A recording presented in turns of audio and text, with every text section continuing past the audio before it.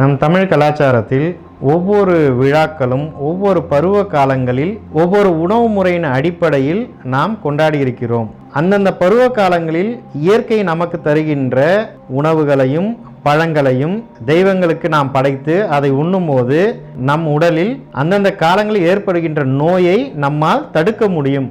உதாரணத்திற்கு ஆடி மாதங்களில் கேழ்வரகு தொடர்புடைய கூழை பார்த்தோன்னா நம்ம ஃபெர்மெண்ட் பண்ணி குடிக்கிறோம். இந்த காலத்தில் ஃபெர்மெண்ட் பண்ணி குடிக்கிறது தான் உடம்புக்கு நல்லது.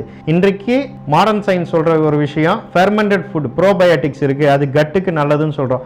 அதையெல்லாம் நம்ம ஆயிரம் வருஷமாக வாழையாக நம்ம வழக்கத்தில் கேழ்வரகு கூழ் செஞ்சு அட்லீஸ்ட் நம்ம வாரத்துக்கு ஒரு முறையாவது அதை நம்ம சாப்பிட்டு இந்த ஆதான காலம், இந்த ஆனி மாதத்திலிருந்து ஆடி மாதத்துக்கு மாறும்போது அந்த காலத்தை ஆதான காலம்னு சொல்லுவாங்க. அப்போ நோய் தொற்று அதிகமாக வரக்கூடிய காலம். நோய் தொற்று அதிகமான வரக்கூடிய காலத்தில் இந்த ப்ரோபயோட்டிக் ஃபெர்மெண்டட் கூழை நம்ம குடிக்கும் போது நம் குடலில் உள்ள கட் பயோமை பேலன்ஸ் செய்து நோய் எதிர்ப்பாற்றலை அதிகப்படுத்தி கொடுக்கும். மேலும் இன்ஃபெக்ஷனை எதிர்க்கக்கூடிய இம்யூனிட்டி அதிகப்படுது.